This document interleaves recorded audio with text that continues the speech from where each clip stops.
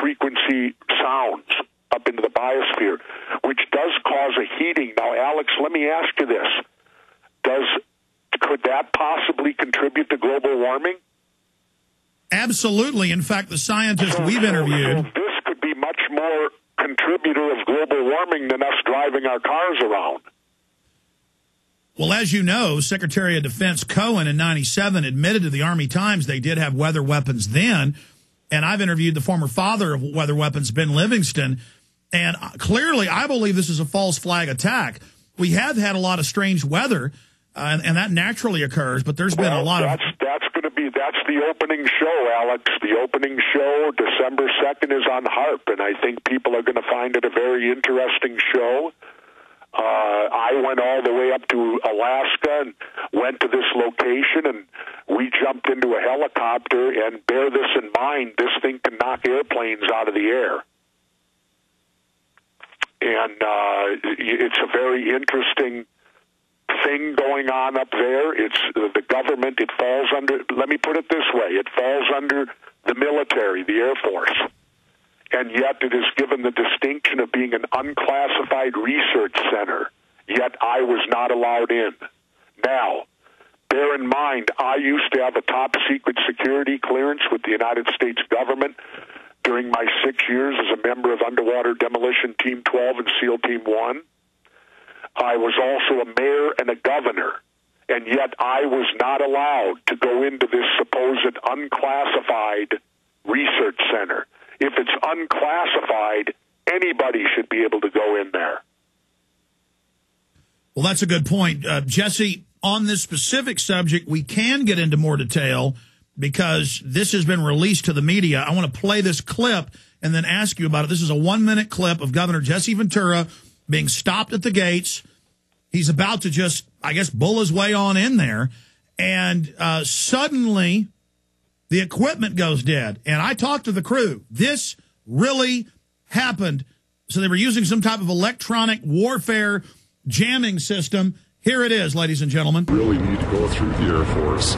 Well, we did. We got stonewalled. Yeah. And this is strictly a research facility. Clearly, there's something going on here that they don't want people to know about. There's a lot of cool science that we do with this facility. Come on, man. I'm a Navy SEAL. The military don't do things unless it has a military purpose, and a military purpose is destruction and waging war. It's a stalemate. Or is it? Back up a little bit from the gates so when people come through, they don't feel intimidated. When I get denied something, I do the opposite of getting intimidated. I get angry. Jesse is about to walk right on through when suddenly... Hold on a second, guys. I got a problem. Yeah, RF interference. The camera equipment begins to go haywire. Something is interfering with the audio and video. This is more than unclassified. That's bullshit. All right, now that aired on CNN. The potty language was cut out, but I don't blame the governor under that bizarre stress. So tell us what you can about the HARP episode, because this is amazing. Well, we were denied access, as I said, and even though the security clearances I've had in my life and holding the position of governor, I guess, Alex, the only way I guess I can get in there is to run and get reelected to something again. Then maybe I would be high enough in the government that they would let me in and see what they're doing there. But that aside, and then we did have some problem. Now, it made it seem, I don't know what caused our cameras to go bad. I am not going to specifically sit here and say that they jammed them, that they did something to them. I will simply state that our audio and our visual did have some problems while we were outside the gate. Who or what was responsible, we never were sure or positively found out. But to be specific, and correct me if I'm wrong, because I was just talking to some of the crew while we were shooting separately back in Los Angeles, they said that multiple cameras and audio and on the digital recordings, it was even distorting. I mean, this wasn't just one rig to have separate malfunctions, the same malfunctions. You're talking about 1 in a billion, 1 in a trillion? I mean, this is bizarre. I don't know. But all I can say is that we did run into complications. and what caused them or why, we were never able to ascertain. But, you know, and then later on, all the equipment later worked fine, and we never had any more problem with it the rest of the shoot. Well, I want to say clearly on the record that from the scientists we've interviewed, HAARP is designed to be a weapon. It can heat the atmosphere. It can direct those huge rivers of vapor, of condensation, of water as weapons. And the Chinese brag, the Russians brag, you can hire their government-funded companies to control the weather for you. Let's remember something, too, Alex. There were treaties signed back in the 1970s that governments would not use weather or nature for war. And we were one of the people that signed these treaties. And I think that's an important issue right here. If we sign treaties that we won't use nature to commit war, and then we might very well be violating the very treaties we've signed. Well, that's a great point, and you made the point to me privately that, well, Alex, why are we signing treaties for weather weapons if they don't exist? That's true also. So, you know, and I think people are also going to enjoy, there's another part of HAARP that we haven't mentioned today that will be the most terrifying of anything we've talked about, and I'm going to leave that up in the air, because HAARP is going to be, to my knowledge, the first episode December 2nd. Again, I'll shamelessly promote it, 10 o'clock Eastern, 9 o'clock Central on the True Channel. HAARP will be the first episode, to my knowledge. If they change it, then I don't know about it. And there's something in HAARP beyond what we've even talked about, Alex, that is more terrifying than what we have talked about. And I know what it is, but I'm going to keep my mouth shut.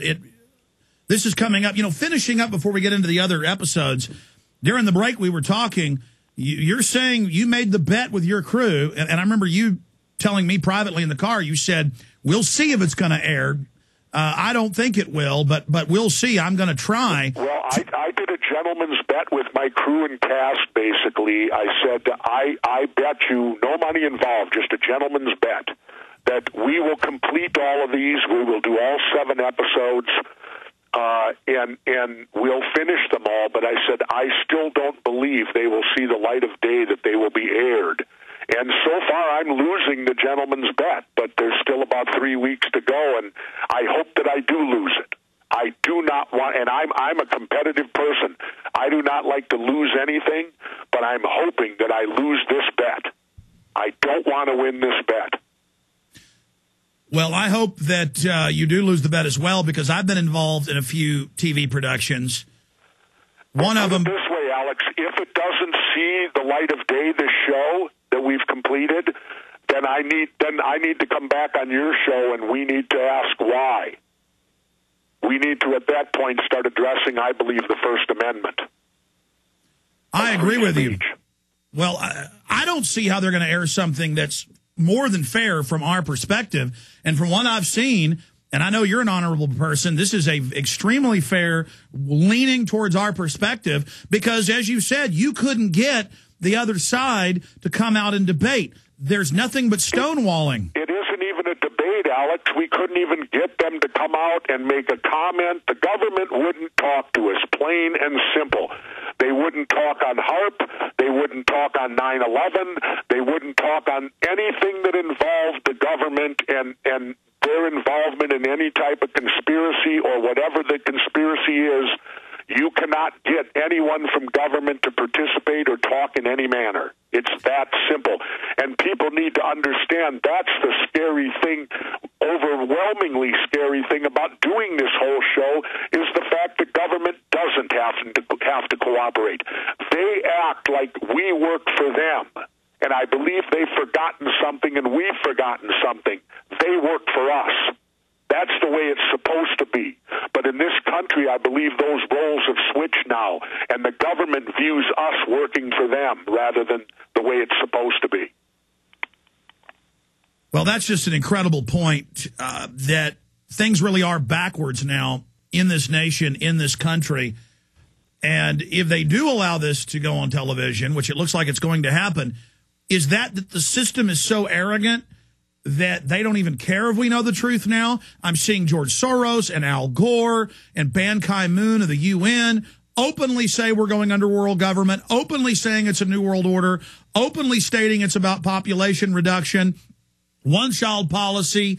LA Times reports there's going to be a tax on owning a dog or cat because they eat meat, which has a carbon footprint.